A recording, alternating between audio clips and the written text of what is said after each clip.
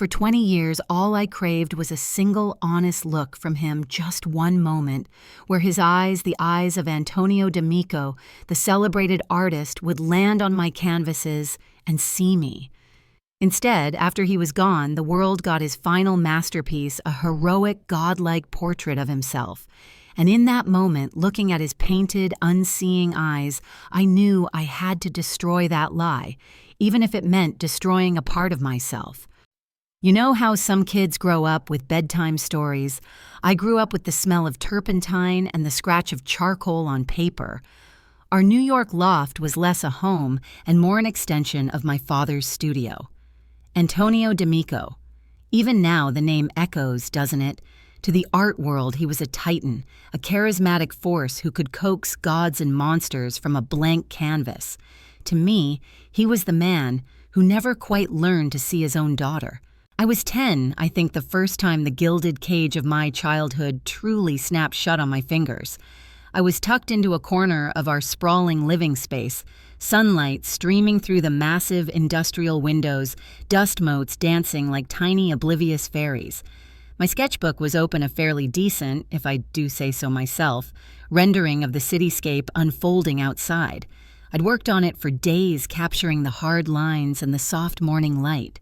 I remember the raw thrill of it, that feeling of, yes, this is it. Then he walked in, Antonio, my father. Tall, imposing a mane of silvering hair, even then smelling faintly of oil paints and expensive cigarettes. He moved like he owned the light, the air, everything. I held my breath, my small hand tightening on my pencil. He walked past me, a cursory glance. Was all he said, a non-committal rumble in his chest. And then he saw Leo. My brother Leo, 2 years older, was daubing at an easel with a kind of clumsy enthusiasm. His canvas was a mess of garish colors, a supposed landscape that looked more like a paint factory explosion. But Dad lit up. Leo magnificent. The passion, the boldness, this is where the D'Amico spirit truly lies. He clapped Leo on the shoulder, his voice booming, full of pride. Leo, bless his simple heart, just beamed, paint smudged on his cheek. And then there was Eleanor, my stepmother. Always elegant, always coiffed, her smile as thin and sharp as a palette knife. She glided over a whisper of expensive perfume in her wake. She peered at Leo's painting, then shot a look at my sketchbook, a look that slid right off the surface of my careful lines. Oh, Ava, she'd said, her voice dripping with a sweetness that always made my teeth ache. It's nice that you have a little hobby. A little hobby. My shoulders, which had been unconsciously squared with hope, slumped. The light in the room suddenly felt less golden, more exposing. That was the pattern, you see. It set the rhythm for the next decade of my life. I'd pour my soul onto paper, onto canvas, my skills sharpening year by year, my voice finding its unique timbre. And every time I'd tentatively offer it up, a piece of my heart, on a platter, Antonio would be looking the other way towards Leo. Eleanor would be there with her subtle, perfectly aimed barbs, her constant reinforcement of Leo's potential, her careful steering of every conversation away from anything I might have accomplished. I won a school art prize once, a small local thing, but to me, it was a beacon. I remember clutching the certificate, my palms sweating. Dad was on the phone talking animatedly about securing Leo a spot in some summer art program, buying him the finest Belgian linen canvases, the most expensive imported pigments. He barely registered the paper I held out. "Oh, good for you, Ava," he'd muttered, already turning back to his call. Eleanor had helpfully suggested I stick to simpler subjects, maybe something more cheerful, less intense. My little hobby wasn't meant to be serious, you understand. It was meant to keep me occupied quiet. The thing is, you see it, don't you? The slow, methodical crushing of a spirit. It wasn't always conscious on his part, I think. Antonio was a man consumed by his own genius, his own world. He saw what he wanted to see, or perhaps what Eleanor guided him to see. But the effect was the same. My hope, initially so bright and insistent, began to curdle into a quiet, simmering disappointment. I started observing, more speaking less. I watched Eleanor, her silken manipulations, the way she'd gently disparage my efforts as too derivative or lacking focus, in my father's earshot, always framing it as concern. That night after the ignored school prize, I remember sitting alone in my small room, the city lights painting stripes across my floor. I looked at my drawing, then at a framed photograph of Dad, him standing proud before one of his monumental canvases. A flicker, not just of hurt, but of something else.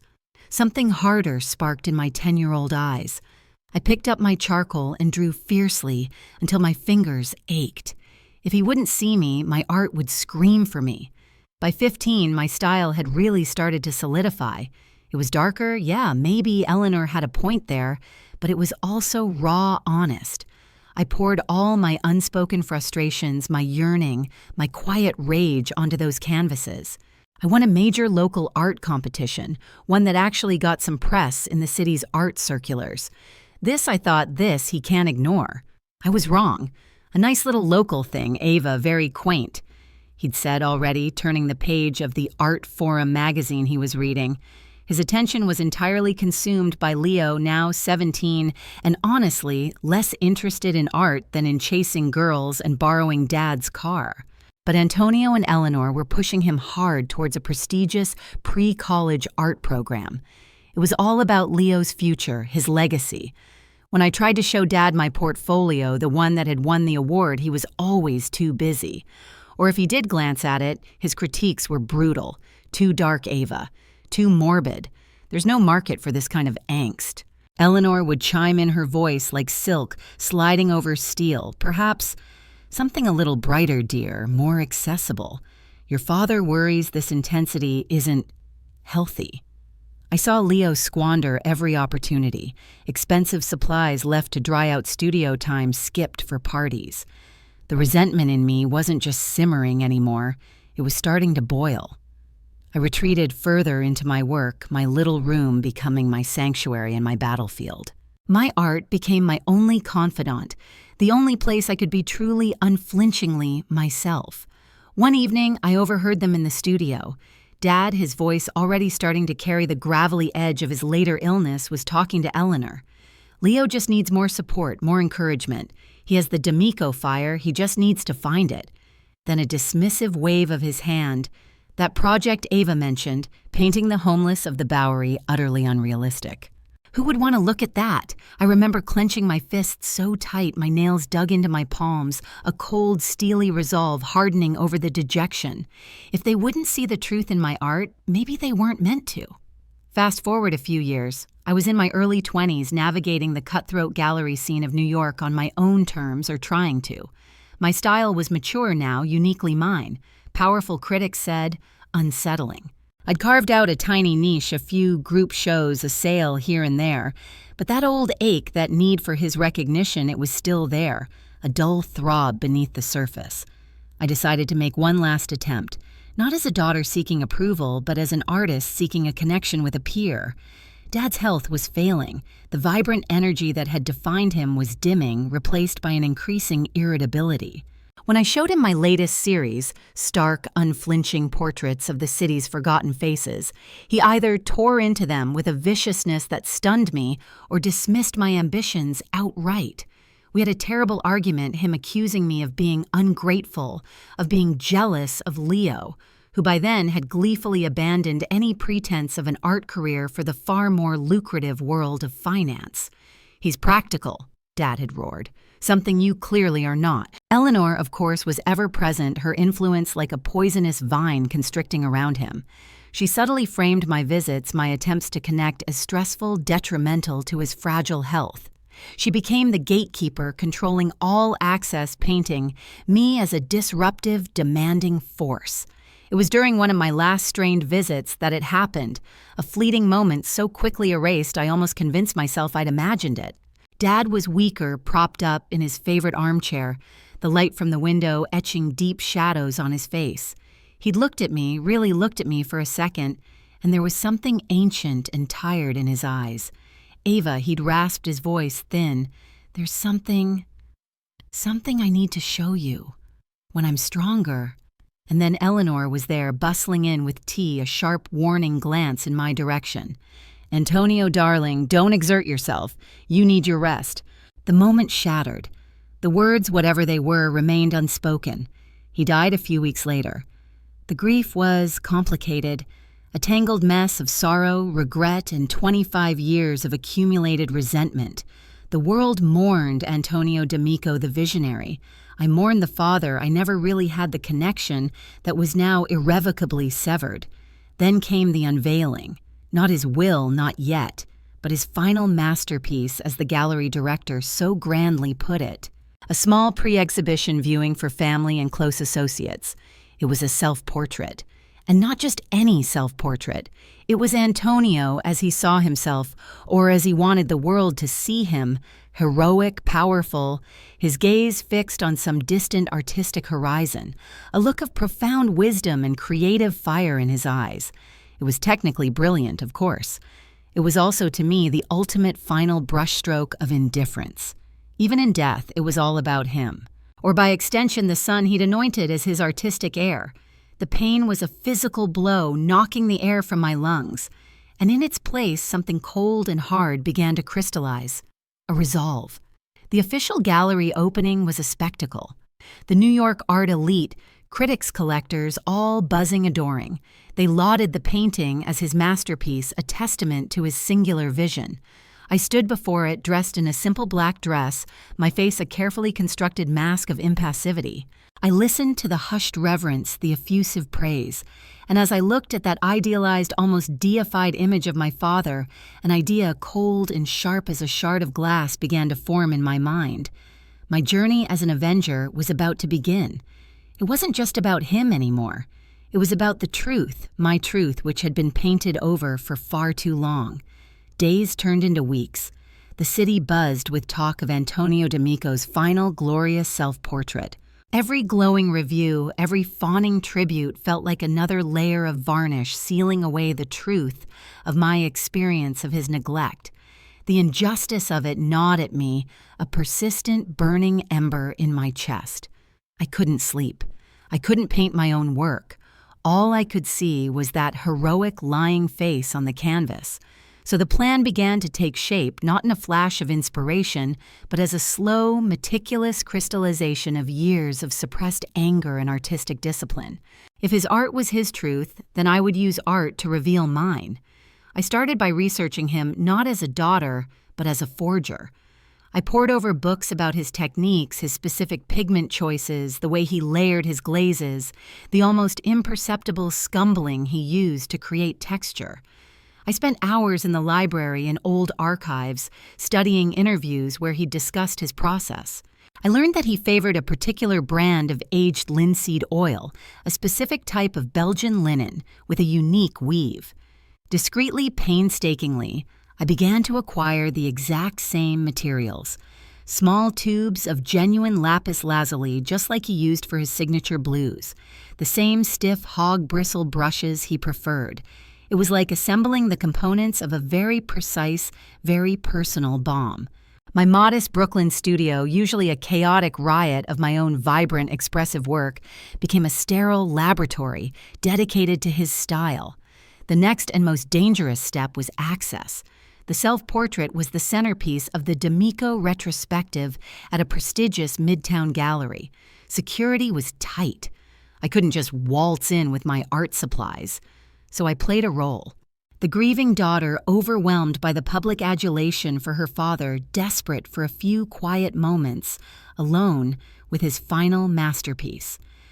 I put on a good show for the gallery director, a woman named Ms. Albright, all muted tones and hushed reverence. I spoke of needing to feel his presence to say a private goodbye. Perhaps my genuine grief, tangled as it was with other darker emotions, lent my performance an air of tragic authenticity. Or perhaps Ms. Albright just saw a good human interest angle for the press. Whatever the reason, after a bit of sympathetic hand-patting, she agreed to allow me a few late-night visits, escorted by a security guard, of course. The first few visits were purely reconnaissance. The guard, a young guy named Marcus, who was more interested in his phone than the priceless art around him, mostly left me to my contemplation. Under the dim after-hours gallery lights, I photographed the painting from every conceivable angle. I took meticulous measurements. I sketched details, studying every brushstroke, every subtle shift in color, every highlight and shadow. I needed to understand not just what he painted, but how he painted it to inhabit his artistic skin.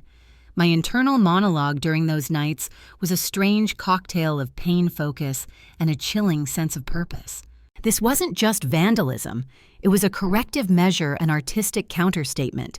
Every move had to be precise, undetectable until the very end. Back in my studio, surrounded by my research, the photographs pinned to my walls like a detective's evidence board, I began to practice.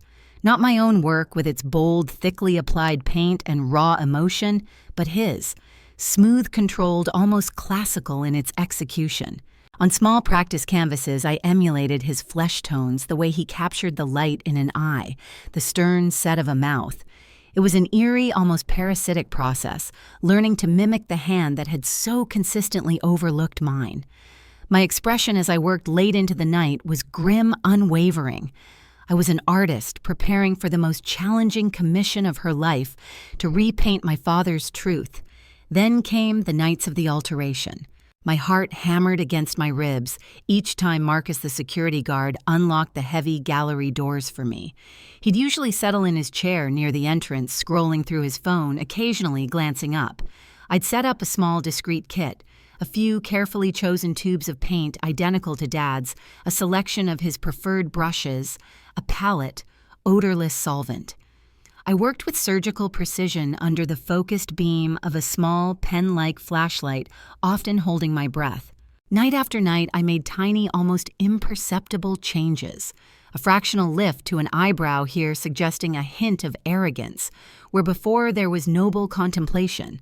A slight tightening at the corner of the lips, turning that confident, almost beatific smile into something a little more smug. I deepened the shadows around his eyes, making them appear less visionary and more calculating. The heroic image began to subtly warp like a reflection in disturbed water. It was a terrifying tightrope walk. Too much too soon and it would be obvious. Too little and the statement would be lost. Once Ms. Albright, the gallery director, did a morning walkthrough and paused before the portrait. I heard about it later, my blood running cold. She'd tilted her head, frowned slightly. Is it just me? She'd apparently mused to an assistant, or does the lighting in here make him look a little sterner today? They dismissed it, of course. Blamed the variable track lighting. I'd nearly choked on my coffee when I heard that. My nerves were frayed to a breaking point.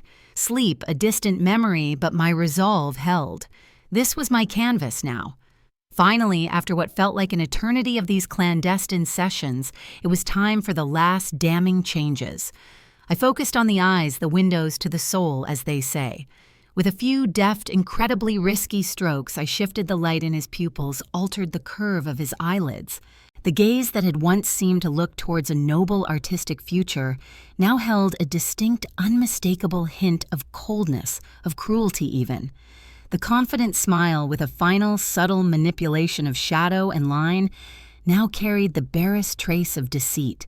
It was still Antonio D'Amico, undeniably, but it was the Antonio I had known, the one who could dismiss a child's dreams with a careless word, the one whose recognition I had craved and been denied. The next morning, I orchestrated the discovery. I arrived at the gallery at my usual grieving daughter time, just as the staff were preparing for the day. I let out a small, perfectly timed gasp as I approached the portrait, my hand flying to my mouth. "Oh my God," I whispered, my voice trembling. What's happened to him?" Chaos. Absolute beautiful chaos. Ms. Albright rushed over her face, paling as she saw it. Staff members gathered muttering in disbelief. The subtle changes, now viewed with horrified attention, screamed out from the canvas. It wasn't a crude defacement. It was something far more insidious, far more skilled. The art world, the media, the public, everyone was stunned. Theories flew like panicked birds. Was it a disgruntled rival? A radical art activist group? An inside job? I gave carefully crafted statements to the press, my voice choked with feigned devastation.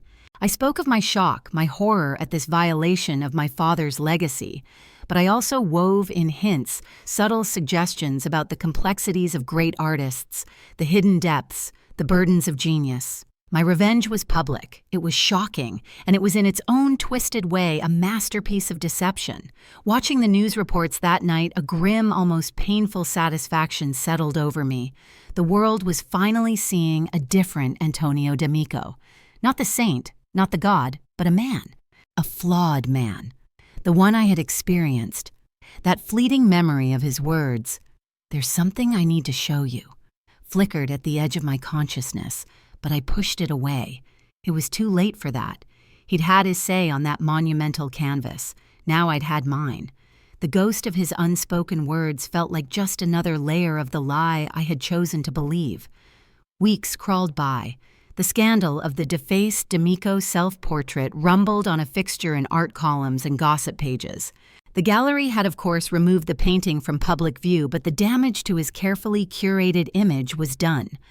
I tried to return to my own work, but a strange restlessness had settled in me. The grim satisfaction I'd felt was hollower than I'd expected. The anger so long my companion had receded, leaving behind a kind of barren quiet. The estate lawyers finally released Dad's studio to me. It had been sealed pending inventory and God knows what other legal wrangling. I hadn't wanted to go back there to that monument of his success and my exclusion. But there were personal effects, things Eleanor hadn't wanted, or perhaps hadn't bothered with. So one gray afternoon, I found myself standing in the vast dusty space, the familiar scent of old paint and turpentine thick in the air. It was all as he'd left it. Canvases leaning against walls, brushes still in their jars, a half-finished work on his main easel, now draped with a sheet. I was sorting through a pile of old sketches, mostly his, a few of Leo's disastrous early attempts that he'd inexplicably kept when I saw it. Tucked away in a dark corner, almost hidden behind a stack of discarded frames, was a small, unassuming wooden crate. It was crudely stenciled, "Old canvases. Discard. Discard." That seemed odd. Dad, for all his perceived grandeur, was sentimental about strange things. He rarely threw away any canvas that had even a brushstroke on it. Curiosity, a faint, unexpected flicker, nudged me. I dragged the crate into the weak afternoon light filtering through the grimy windows. The lid was nailed shut. I found an old chisel and a mallet and pried it open. Inside, nestled amongst yellowed packing paper, was something carefully wrapped in what looked like old linen sheets. My heart began a strange, unfamiliar rhythm. I pulled it out. It was a stretched canvas, not overly large, perhaps 2 feet by 3. With trembling fingers, I began to unwrap it. The linen fell away, and I gasped. I mean a real, honest-to-God, breath-stealing gasp. It was a portrait. Of me. Not me as a child with chubby cheeks and hopeful eyes. No. This was me around 16, maybe 17. Me on the cusp of womanhood, the artist I was desperately trying to become. My hair was a wild tangle, just like it always was when I was deep in thought. My painting apron was splattered with color, and my eyes, God, my eyes. He'd captured them perfectly, full of fire passion, a fierce, burgeoning talent, and yes, a hint of the defiance that was already taking root. It was rendered with a depth of love, an aching tenderness, an understanding that I had never, ever seen from him in life. It took my breath away. The style was unmistakably his, that blend of classical technique and modern sensibility, but there was a softness here, an intimacy I'd never witnessed in his public works. This wasn't Antonio D'Amico, the celebrated artist. This was Father. Tucked behind the stretcher bar, I found a small folded piece of heavy paper yellowed with age. It was a note in his familiar bold handwriting, for Ava, my fierce, brilliant girl, the one who sees the world in colors I'm only beginning to understand. I will show this to you when the time is right, when I find the words. It was dated nearly 15 years prior. The pieces didn't just click into place. They slammed into me with the force of a physical blow. There's something I need to show you. When I'm stronger. Eleanor. Her constant presence, her subtle diversions, her iron grip on his final months. Her jealousy not just of my talent, but of any claim I might have on his affection, his legacy. The mislabeled crate discard. She must have found it after he died, or perhaps even before, when he was too ill to protest. She consumed by her own bitter insecurities, her fear of being overshadowed. If Antonio ever publicly championed his daughter, had hidden it, buried it, tried to erase it.